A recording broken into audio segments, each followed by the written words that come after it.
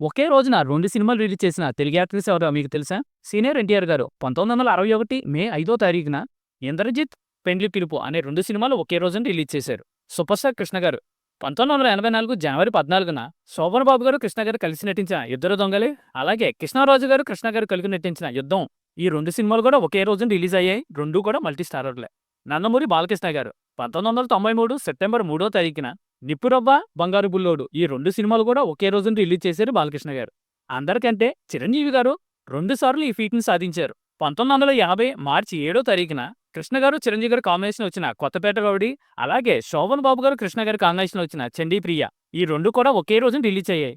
2 సినిమాల్లో కూడా జయప్రద గారే హీరోయిన్‌గా నటించారు. అలాగే మరోసారి 1982 అక్టోబర్ 1వ తారీఖున 'టెంగురంగడు పట్నంకొచ్చిన వచ్చిన ప్రతిభాతలు' ఈ 2 సినిమాలు కూడా ఒకే రోజున రిలీజ్ అయ్యాయి. నేచురల్ స్టార్ నాని గారు 2015 మార్చి 21న రిలీజ్ అయిన 'ఎవడే సుబ్రహ్మణ్యం జెండాపై కపిరాజు' ఈ 2 సినిమాలు కూడా ఒకటే రోజున రిలీజ్ అయ్యాయి.